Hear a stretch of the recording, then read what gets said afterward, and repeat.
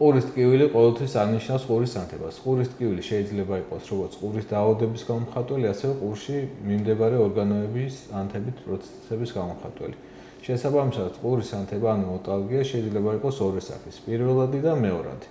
პირველადი ოტალგია არის, როდესაც პათოლოგიური პროცესი არის უშუალოდ ყურში, მაგალითად, შუაყურის ანთება, გარეთა ყურის ანთება, ყურის ტრავმა, უცხო სხეულები, გოვიდის საცობი და მეორადი ოტალგია არის, როდესაც ყურის ანთების მიზეზი არის არა ყურის ანთება, არამედ მოსაზღვრე ორგანოებში მიმდინარე პათოლოგიური პროცესები. მაგალითად, ფარინგიტი შეიძლება იყოს ეს ტონზილიტი, სინუსიტი ზოგიერთ შემთხვევაში შეიძლება იყოს ეს ზოგიერთ სახის სიმსივნეები მოსაზღვრე ორგანოებში, საფეთქე ქვედაყბის სახსრის ანთება, ნევრალგიები და ასე შემდეგ.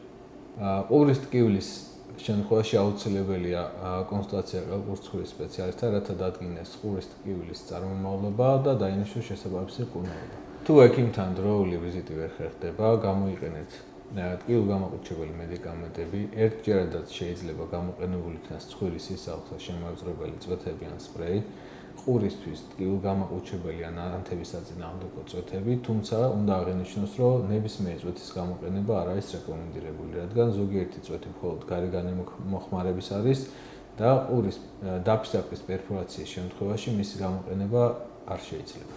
არ შეიძლება ყურის გამო რეცხვა, სპირტის და სხვა მედიკამენტების თვითნებური გამოყენება, რადგან ყური არის ფაქიზი ორგანო და თვითნებურმა მკურნალობამ შეიძლება გამოიწვიოს სმენის და ჯანმრთელობის პრობლემები.